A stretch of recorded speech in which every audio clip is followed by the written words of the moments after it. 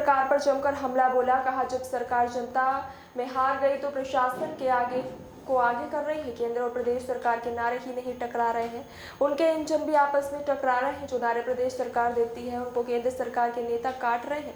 आज भी समस्याएं हैं, खाद नहीं है, किसान की आय दुगनी नहीं हुई। जब सरकार को लगा कि जनता उनके खिलाफ वोट डालेगी तो उन्होंने तारीख बदल दी।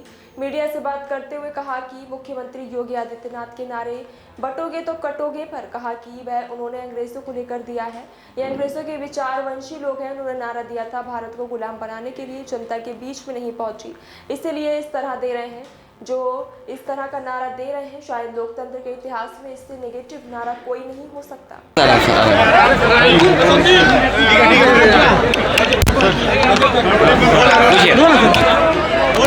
मिर्जापुर के मजवा उपचुनाव में सर आए हैं, आज जो है जनता को संबोधित किए, क्या कहना चाहेंगे? देखिए इतने,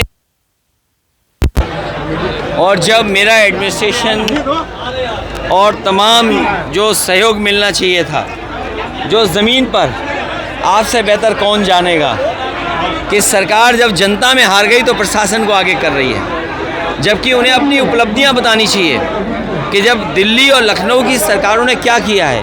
लेकिन आजकल दोनों इंजन टकरा रहे हैं, न केवल इंजन टकरा रहे हैं, उनके नारे भी टकरा रहे हैं। अगर लखनऊ वाले नारा कोई दे रहे हैं तो दिल्ली वाले उस नारे को नकार दे रहे हैं।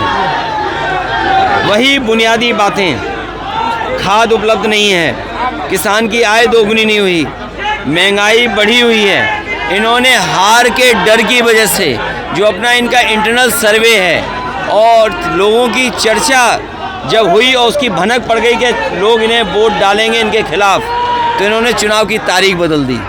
तारीख बदलने का कारण क्या हो सकता है? अपना हार की डर की वजह से इन्होंने चुनाव की तारीख बदल दी। मिर्जापुर में सर आप मटन युद्ध का जो अभी मंच से देखिए, वैसे तमाम युद्ध हमने देखे और सुने हैं, लेकिन ये तो अजीब और गरीब मटन युद्ध देखा यहाँ पर, और उसमें तो ये लगता है ये लूट का बंटवारे का झगड़ा था। तो जो झगड़ा बंटवारे का ऊपर है वो आपको मटन युद्ध में दिखाई दे रहा है। अभी आए थे, बोले कि अखिलेश यादव खुद चाह रहे हैं कि भाजपा ज्वाइन करेंगे। वो जो हैं वो दिल्ली वालों की रिंगटोन है, दिल्ली वालों के मोबाइल के रिंगटोन है वो, और उनके पास कुछ बचा नहीं है। सच्चाई ये है कि मुख्यमंत्री जी ने बांटो और कांटो का नारा जो दिया, बांटो, वो अंग्रेज़ों के विचारों से मिलता हुआ दिया उन्होंने। ये अंग्रेज़ों के विचारवंशी लोग हैं, क्योंकि वो नारा दिया था भारत को गुलाम बनाने के लिए। और जब इनको लग रहा है कि इनकी उपलब्धियां जनता के बीच में नहीं पहुंची हैं, इसलिए इस तरह के नारे दे रहे हैं। जो इस तरह का नारा दे रहे हो, शायद लोकतंत्र के इतिहास में इससे नेगेटिव नारा कोई नहीं हो सकता। इनके लोग ही किनारे हो गए हैं, इनके जो सहयोगी दल थे वो बटों से किनारे हो गए। नहीं, अभी तक तो ये बटोगे कटोगे दूसरों को बता रहे थे, ये खुद ही बट गए हैं उस नारे को लेकर के। न केवल नारे में बटे हैं, बल्कि इनके बहुत सारे सहयोगी साथी भी अंदर ही अंदर इनके खिलाफ सुरंग खोद रहे हैं। कल अखिलेश वोरा ने बड़ी बात कर दी थी कि अखिलेश यादव कोशिश कर रहे हैं बीजेपी के लिए। हमने कहा है कि जेपी नड्डा से संपर्क करें और उनके लिए एक माफिया क्या वो शर्तें रख दी हैं, कह रहे कि हमारी ये शर्तें हैं। मैं ये कहता हूँ उनको आईना देख के आना चाहिए। माफिया, अपराधी, गुंडा, बदमाश, सवाल वो नहीं है। इन्हें पीडीए जो है वो भी डीएपी नजर आ रहा है।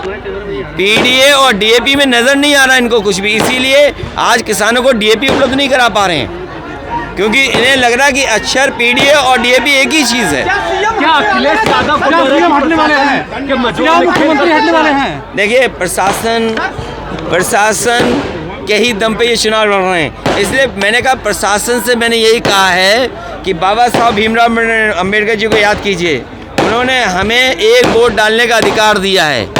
आपकी जिम्मेदारी है ज़्यादा वोट पड़वाना, लोग सुरक्षित होकर के वोट डालने जाएं। आपका काम ही नहीं कि वोट रोकना।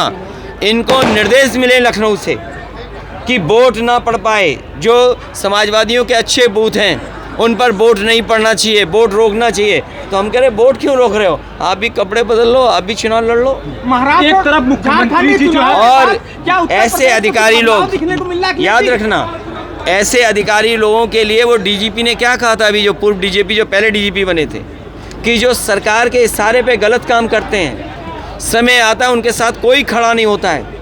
जो सरकार फेक इनकाउंटर करती हो, अपनी कुर्सी बचाने के लिए इनकाउंटर कराते हो, लोगों में दहशत फैलाने के लिए इनकाउंटर कराते हो, सोचिए उनके ही डीजीपी ने क्या कहा कि समय आएगा तब आपके साथ कोई खड़ा दिखाई नहीं देगा। अंदर अंदर ये भी अधिकारी जानते हैं कि समय जब खराब आएगा तो इनके साथ कोई खड़ा नहीं होगा। यूपी के सीएम बदलने वाले हैं फिर से एक बार। महाराष्ट्र चुनाव सुनने के में- बाद उत्तर प्रदेश में बदलाव होने जा रहा है। सच्चाई तो यही है, इसीलिए आपने देखा होगा मुख्यमंत्री जी कितनी बार आपके बीच आए हैं, 3 बार, और डिप्टी सीएम, मंत्री, विधायक, सांसद, न जाने कौन कौन आ रहे हैं। वो इसी घबराहट में हैं कि अगर परिणाम अच्छा नहीं हुआ बाई इलेक्शन का, तो जिस तरीके से परिवर्तन बीजेपी करती है उसी तरह परिवर्तन यहाँ हो जाएगा। उत्तर का घपला लग रहा है क्या कि 9 सीटों पे घपला कर सकती है बीजेपी?